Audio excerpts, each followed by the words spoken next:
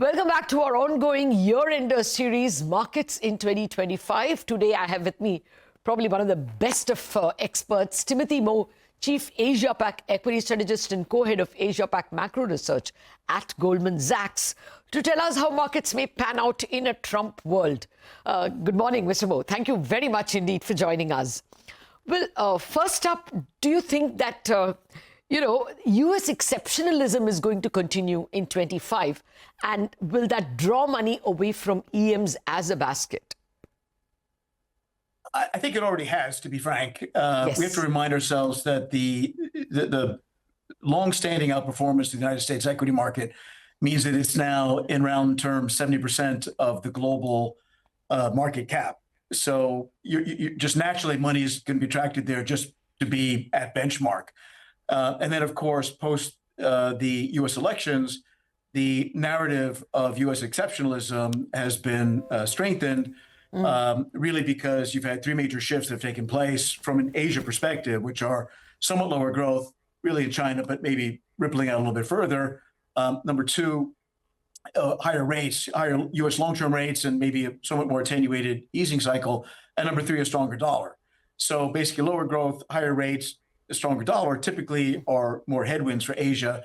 And I think that's impelled some money to be shifting a bit more towards the U.S., which we can see from the aggregate foreign investor flows for the region, in the past month or two. Yeah, point taken.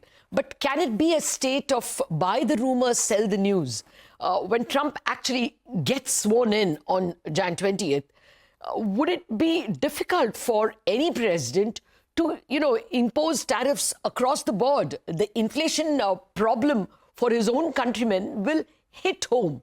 And so the markets perhaps would have already bought into it and probably used 2025 to ease off. Is that a possibility?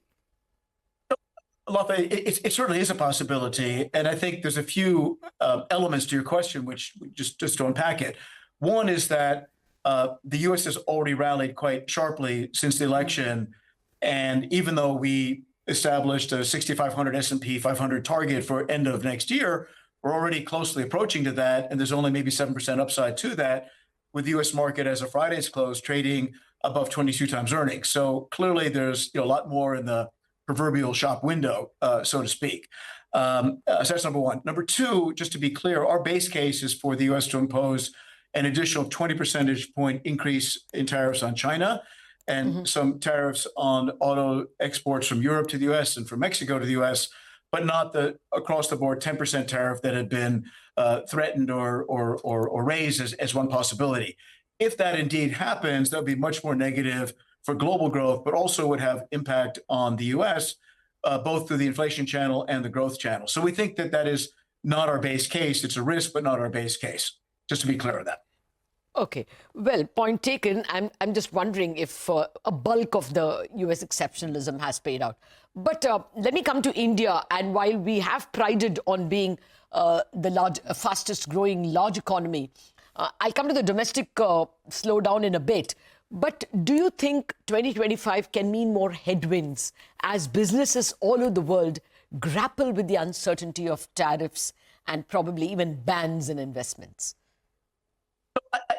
The quick answer to that, Latha, is yes. But let me just explain why, and then maybe make a comment on India as well. So we've shown in a number of our research, whether it's macroeconomic or the strategy research that my team has been doing, that there's a transmission channel from what we call economic policy uncertainty, and trade policy uncertainty is a subset of that, and the impact that can have both on economic growth and also on earnings. And the simple way to understand that is that when you're uncertain about what the operating environment is going to be, which is what policy uncertainty attempts to capture, then you typically would have entrepreneurs not invest as much. So your capital expenditure may not be as great, and therefore that might have an impact on both economic growth and on earnings. And indeed, we've shown for Asia that there's a clear linkage between increases in global economic policy uncertainty and Asian earnings.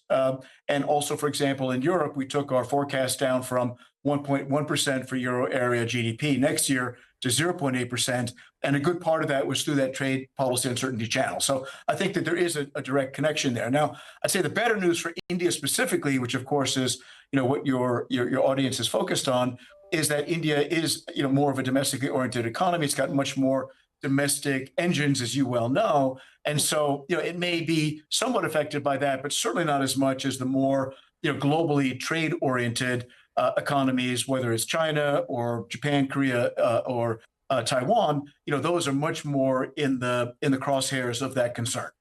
Okay. Oh, yes, I get that point entirely. But, the great Indian story of growth of the last 3 years kind of lost its sheen a bit when we got the July-September GDP growth, which came in at just 5.4. Market expectations were at 6.7. So do you think, I have your report, Sunil Kaul's report on the earnings expectations. Do you think you all will have a downside risk to those estimates? So let me just be clear. So we love the India story and have done so for quite some time. That being said, we downgraded our view on India about 6 weeks ago. And really the reasons were twofold. One, that valuations have gotten very, very high. On September 26, which was the peak of the market, it were over 25 times forward earnings. And number two, we expected there would be some sort of what we call a mid-cycle correction, both at the economic level and at the earnings level. So directly to your question on earnings, yes, we have taken our numbers down, and as has consensus. At the end of September, we were looking at 14% and 15% 2024, 2025 growth. We're now looking at 12 and 13. So we've taken about 2 percentage points out of each year, and consensus is done roughly similarly. So we're still a bit below consensus, but both we and consensus have taken our numbers down. And that's clearly because it was a soft reporting season for the fiscal second quarter, calendar third quarter. And looking forward, we think that's going to persist for the next maybe 1 to 2 quarters. So, we were basically calling for that sort of mid-cycle slowdown. And in the context of elevated valuations, we thought the market was due for sort of a period of range trading and consolidation. That is kind of what's been happening. And we think that's going to persist for a little while longer. But looking forward, we think that should hopefully afford an opportunity for investors to re-engage, for another leg up in the market, but one that might be, not until sort of the middle of next year. Okay. I know you'll have other experts looking at currencies in particular, but overall, since you have to advise equity investors, how much of a worry would you have on the rupee, not just because of the dollar strength, but also because, exports, dollar inflows that are likely to be stymied, primarily because of U.S. exceptionalism. Do you expect that the rupee could be impacted, or could it be the converse, that India gets included in more bond indexes and therefore there are other kinds of flows? And the big one, do you expect a rating upgrade, which can change the terrain a bit on the currency front?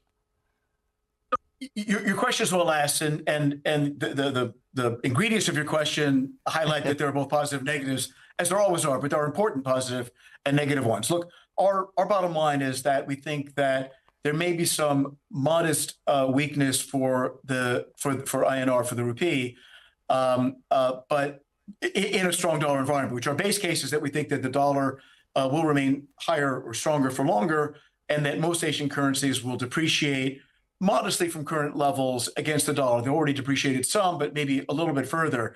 Within that spectrum of currencies in Asia, we think the Indian rupee is likely to be one of the stronger ones, or the more resilient ones, for a host of reasons, having to do with the fact that the economy is growing well, that the external dynamics that contribute to currency moves have improved in India's case, certainly in the decade since we had the so-called taper tantrum in 2011, when both the Indian rupee and the Indonesian rupiah were the weakest in Asia. There's been very significant changes since then.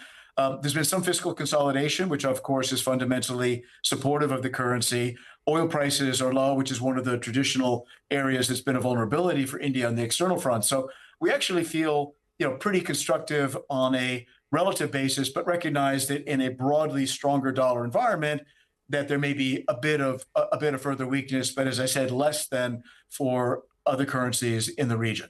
Okay. So you are factoring in a lower dollar. Yeah, I think you are above 85 or something. I read the report. Correct. Yeah. Yeah. Timothy, I know the nitty-gritties, the micros of India are Sunil Kaul's area. But broadly, what are the sectors that you would look at? I think you are very positive on the affluent Indian story. Yeah, absolutely. So in terms of sectors, it's a bit of a potpourri because we're really playing off a number of different themes that we like, as well as trying to balance, liking the underlying growth story, but recognizing we need at least, for the next maybe 1 or 2 quarters to be a little bit more tactically conservative. So we've got, as I said, kind of a mix, which includes the IT sector. We kind of upgraded that for a variety of sector-specific reasons, including the fact the valuations look better. We like the auto story domestically. We like the telcos. We like the internet, which is sort of the subset of that is e-commerce, travel, and so on. We like insurance and also like the real estate story. And we're kind of so-called paying for that by being underweight financials, which would be the banks and the NBFCs, cement and chemicals, the oil marketing companies, and durables. That's kind of how we're balanced within the market. Okay. No, that looks nice. That's brought in a lot of stocks which people are normally interested in. But, I think you said that your FY25 end, or rather calendar 25 end estimate of the Nifty is 27,000. That's correct.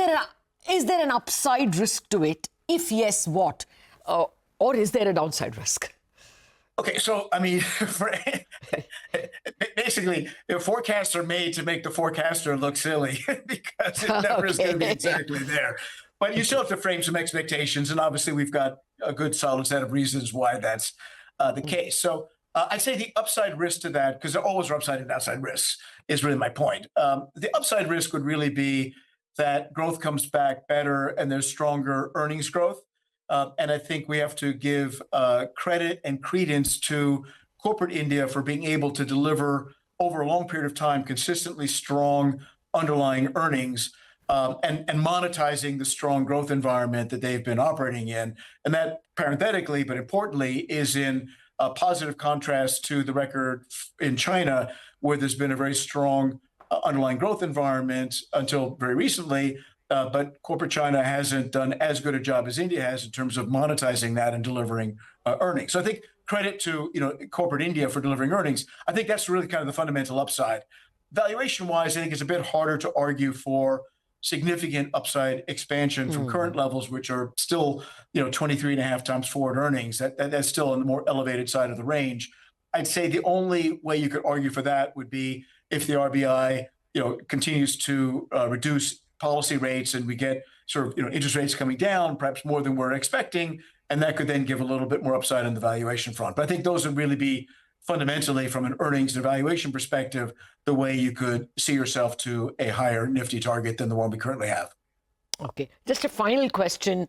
A lot of geopolitics accidents have happened in the past 12, 24 months. But neither the US markets nor the Indian markets as a proxy for Asia has been that terribly disturbed. Do you think that we've learned to live with these uncertainties? Well, that is true. But I think the way to think about geopolitical risk is that it doesn't matter until it does matter. And what I mean by that is that, some disturbances, they can maybe temporarily affect markets, but they don't really throw them off course because the underlying fundamentals in terms of earnings growth and so forth are really what propel markets over the medium to long term. But if you get an elevation of geopolitical tension, to levels that are, above what the market can typically absorb, I think that's when it starts to have a more significant impact. I mean, I'll just give one topical example. So as I'm sure you are well aware, martial law was for just 6 hours declared in Korea. And that sort of was an unexpected risk. The market has responded to that. And that sort of heightened degree of near-term political uncertainty has definitely put some downward pressure on both the Korean equity market and the currency. So my point is that I don't think you can say that we've learned to live with any geopolitical risk. It just needs to be above a certain threshold to have a more meaningful impact on equity prices. Oh, fair point. That's so beautifully explained. Thank you very much, Timothy Moe, for joining us and parsing the global environment in which markets will play out in 2025. And you have a great 2025 yourself. Thanks. Okay, that's it on this edition of Year-Enders and Markets in 2025. We take a break and go on to Chartbusters. The most